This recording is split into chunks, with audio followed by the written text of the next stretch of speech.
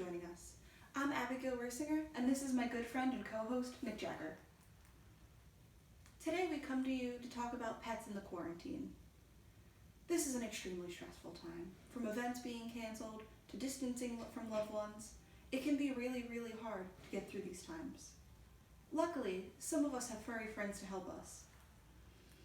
In this video, we'll start to look at some highlights from people, students and staff, and how their creatures give them comfort in these trying times. Let's take a look. Hi, my name is Dr. House, and I'm a psychologist at the Counseling Center here at Millersville. I was asked to take a few minutes to talk about the benefits of pets during the quarantine. Currently, we're living in a very different society than what we're used to. We're being asked to spend weeks at home with limited resources, very low stimulation, and little to no social contact. This can take a big toll on our mental health. I've seen with many of the students that I work with an increase in anxiety, depression, and loneliness during this quarantine. One way to cope with social isolation and the quarantine that we're currently going through is companionship from pets.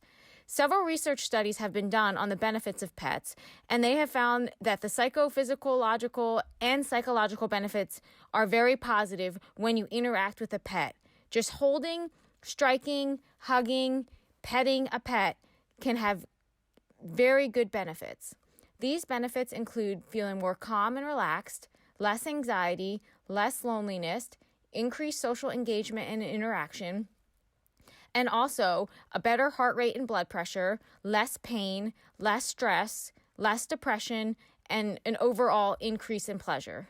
So essentially, people are happier and healthier when they're in the presence of animals. There are a good number of studies that suggest that dogs can have a stress buffering effect on people going through challenging times like we are today. At Millersville, I help run the pet therapy program during finals week, and we found that simply interacting with dogs for a few minutes resulted in students reporting less stress levels, less feelings of homesickness, and more motivation to study. Like I previously mentioned, not only are perceived sense of well-being much better after interaction with dogs and other pets, but also physiological measures such as heart rate, blood pressure, and cortisol, which is a hormone involved in stress responses, have also been affected in a positive way due to interaction with pets. If you have a pet, take time to refocus your mental energy on something that is positive, like playing with your pet or taking a walk together. Exercise is also great for stress reduction and to help you during this uncertain time.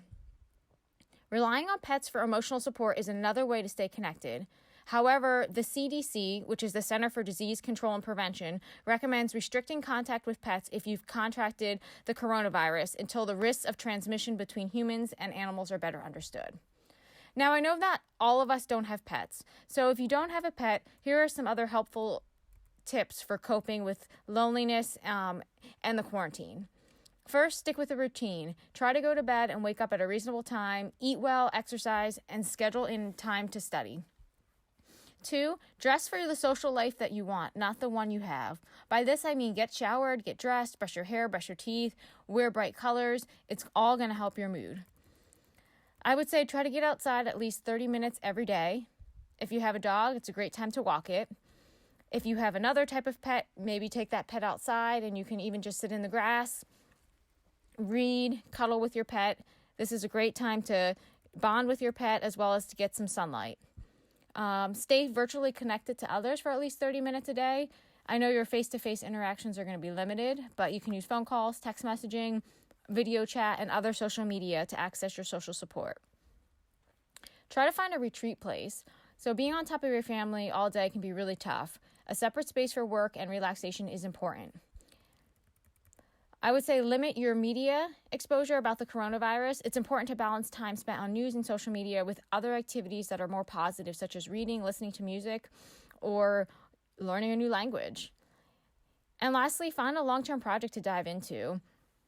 Something such as puzzles, learning an instrument, painting, binge watching a series you wanted to see, knitting, learning a new sport. All these things can be really helpful, and it's just good to find something to keep you engaged and let you take breaks from the outside world.